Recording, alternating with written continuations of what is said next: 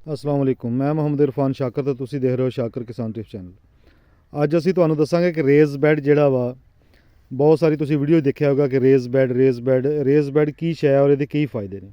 Video शुरू करने तो पहलों सारे दोस्तों अगे रिक्वेस्ट होंदी है कि मेरा चैनल शाकर किसान टिप्स चैनल जिहड़ा तुहाडे वास्ते इन्फॉर्मेशन टाइप वीडियो लेके आंदा जिहदे विच बागात सब्जियात और फसलों के उत्ते मबनी वीडियो होंदियां। ते साडे चैनल विच नवें आने वाले दोस्त जिहड़े आ वो इनू सबसक्राइब करो तो पहले तो जुड़े दोस्त अगे दोस्तों तक शेयर करो ताकि सभी का फायदा हो जाए। तो आओ वीडियो शुरू करते हैं। अज की वीडियो असी बनावांगे रेज़ बैड के उपर कि रेज़ बैड जिहड़ा वा अगर असी बनाने तो ये सानू बाग दे विच किसी भी बाग दे विच की फायदे हासिल होंदे ने।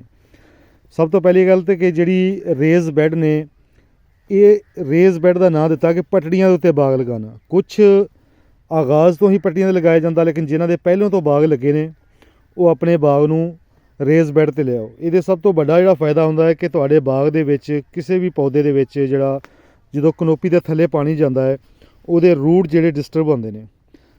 बाग का असूल है किन्नू का खास कर मैं किन्नू के फील्ड खड़ा ये कि तुसीं देखिया होएगा कि जिन्ना भी किन्नू का बाग है वो मुढ़ां नाल मिट्टी लवांदे ने। इस तो मुढ़ां नाल मिट्टी लगाई जाती है कि ये तने दे कोल पानी ना जाए। लेकिन जिहड़ी नवीं तहकीक आ उहदे विच ये है कि ये कम अज़ कम कनोपी के थले पानी ना जाए। मिसाल तौर पर यह पौधा वा ये कनोपी जिहड़ी आ वो तुसीं देख रहे होंगे कि तकरीबन तने तो 4 फुट दूर यह खाली है चैनल बनया होया। इस चैनल दूर होने की वजह सब तो बड़ा फायदा है कि पौधे नूं जिन्नी जरूरत है अपने फीडर रूट जिहड़े आ वाटर रूट आ उन्हां जरिए पानी सक कर लेगा। दूसरा है कि ये फजूल वाटर शूट नहीं नज़र आएगी तुहानूं। यह जिन्ना पौधा लगा है अंदरों बिल्कुल साफ है और फल नाल माशाअल्लाह भरिया होया। ये वाटर शूट नज़र नहीं आएगी तुहानूं। रेज़ बैड का सब तो बड़ा फायदा है। दूसरा फायदा है कि ये तने दे कोल पानी नहीं जाएगा, यदि कनोपी के थले पानी नहीं जाएगा जिसकी वजह नाल जिहड़े फीडर रूट ने जड़ा ने वो तंदुरुस्त रहणगियां और अगे अच्छे तरीके नाल ग्रो करके खुराक लैण दे काबिल कायम रहणगियां।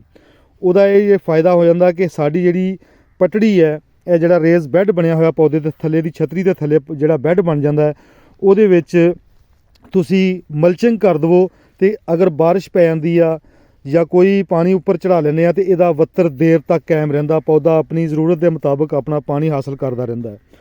उस तो बाद जिहड़ी असी खुराक डालनी है असी पहलों गोडी करके घेर दे विच खुराक डालनी सी। ये भी कंसैप्ट खत्म हो गया कि इहदा जिहड़ा फीडर रूट ने वो तकरीबन पौधे की छतरी दीआं बाहरलियां कुंभलां दे थल्ले हुंदे आ।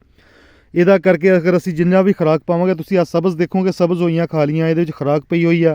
जिन्ना पौधे नूं खुराक की जरूरत है इत्थे उहदियां जड़ां आ जांदियां वो अपनी खुराक हासिल कर लैंदा। ये रेज़ बैड जिहड़ा बनाना बहुत जरूरी हो गया होया हाज़र मौके ते क्योंकि मौसमी जिहड़ी कैफियत है बहुत सारी चेंज हो गई है। बहुत शदीद बारिशां जदों होंदियां या शदीद गर्मी पैंदी है शदीद बारिशां की सूरत विच इहदे थल्ले पानी नहीं खड़ा होएगा।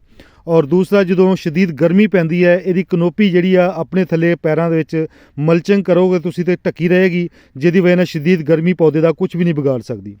ये सी रेज़ बैड के फायदे। जिहड़ा नवे दोस्त बाग लगाना चाहते हैं वो पहलों तो ही छोटी पटड़ी बना के वो सेंटर च पौधा लगाओ और वो मल्चिंग कर दो।